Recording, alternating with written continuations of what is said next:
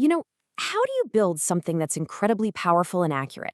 Sometimes the secret isn't some single brilliant idea, but actually combining a whole bunch of simple, even kind of weak ideas together. In machine learning, that exact concept created a whole family of algorithms that for a long time seemed almost like magic. Today, we're going to pull back the curtain on the world of boosting and uncover the simple, elegant secret at its core. So, this is the big question, right? This is what boosting algorithms were designed to solve. Just imagine you've got a room full of people and each person is only slightly better than a coin flip at guessing something. How could you possibly combine all of their weak guesses to create one single, nearly perfect prediction? That's the puzzle we're tackling today. For ages, the undisputed star of the boosting world was an algorithm called AdaBoost. It was this incredible black box that just worked. It could take really simple models and somehow turn them into world-class classifiers. But for all of its power, it had this really puzzling side, especially when you threw the messy, imperfect data of the real world at it. Okay, so what is boosting really? Well, you can think of it as a technique for teamwork. You take a whole bunch of weak learners, and you can think of these as just simple rules of thumb, and you combine them. The trick is, each new learner that comes along focuses specifically on the mistakes that the previous team made. Then, through a kind of weighted vote, they all combine to form one single, incredibly powerful, strong learner. Now, the real secret sauce to its power is this concept called the margin. Think of it like a buffer zone in a classification problem. A large margin means the classifier isn't just getting the answer right, it's getting it confidently right. There's a big, clear separation between the different categories. And boosting algorithms became famous because they were just exceptionally good at making this margin as big as possible. And this is where we get to the heart of the mystery. See, in the clean, perfect world of a textbook, AdaBoost is an absolute champion. But real-world data? It's noisy, it's full of errors and weird outliers. So what happens when this super powerful tool runs into the actual messiness of reality? Well, it turns out AdaBoost has a pretty serious flaw. It can overfit. As the paper we're looking at points out, it gets obsessed, absolutely obsessed, with getting every single training example correct. It starts putting more and more weight on the hardest, noisiest data points, basically twisting itself into a pretzel to classify them perfectly. And this obsession? It ends up really hurting its performance on new data it's never seen before. So how do you fix a problem like that? The source paper we're exploring today offers this really beautiful and simple shift in perspective. It tells us to stop thinking about boosting as some kind of special trick, and instead, to just imagine we're trying to find the bottom of a valley, but in a world made of mathematical functions. And here it is, the big reveal, this central idea of the entire paper.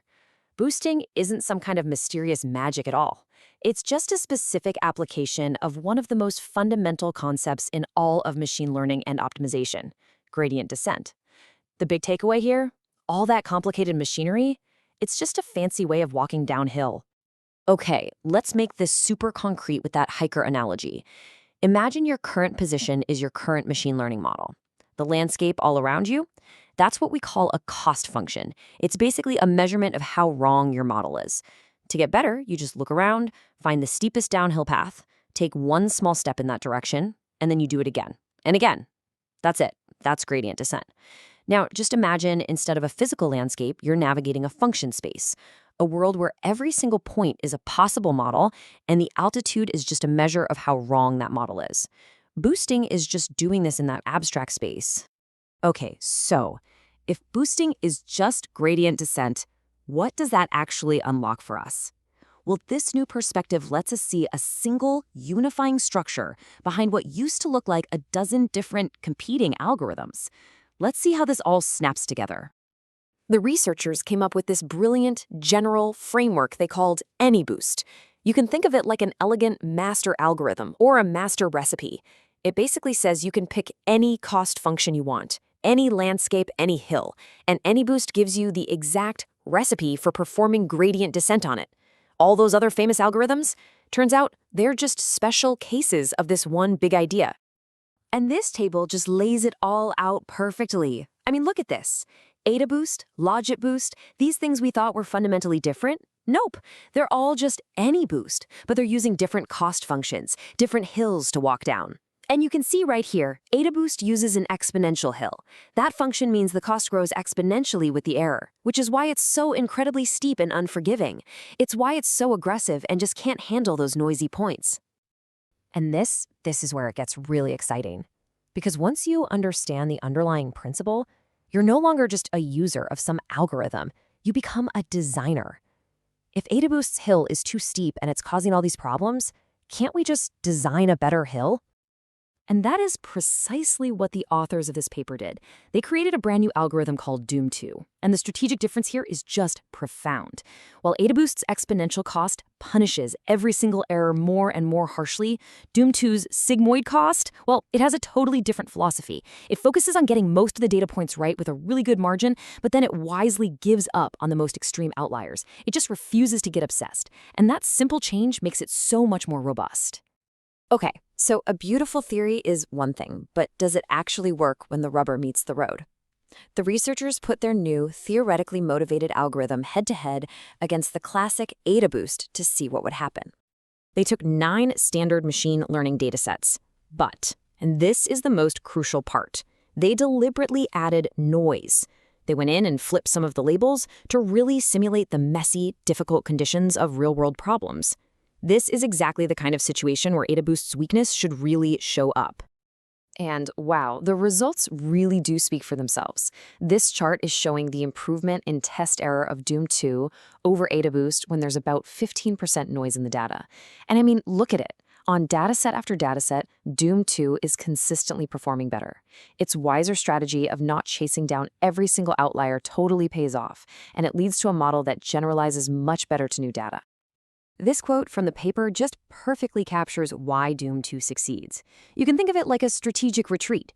By choosing not to fight an impossible battle over the noisiest, most difficult examples, it actually achieves a better overall result for the entire dataset. It's a less aggressive, but ultimately a much more effective approach. So, the benefits of this new sigmoid cost function are really threefold. First, it doesn't just build a better algorithm, it also provides a much better estimate of the actual test error. In fact, the researchers found they could use their cost function to literally watch AdaBoost in action and predict the exact moment it is about to start overfitting. And, of course, the big one, it just leads to more robust, more reliable models. So, what's the big takeaway from all of this? It's that understanding the fundamental principles is absolutely everything. By reframing boosting from some mysterious bag of tricks into a simple, understandable optimization problem, the authors unlocked the ability to see its flaws. And, more importantly, they unlocked the path to build something much, much better. In the end, it all comes back to this one simple, powerful analogy. That complex, intimidating process of combining hundreds of weak models is, at its very heart, no different than a hiker just trying to find their way to the bottom of a valley. And once you know what hill you're on, well, you can always choose to find a better one. And that really leaves us with a final thought, doesn't it? This story isn't just about boosting. It's about a way of thinking. You have to wonder, how many other magical tools that we use every single day are just out there, waiting for the right perspective to unlock the next wave of innovation?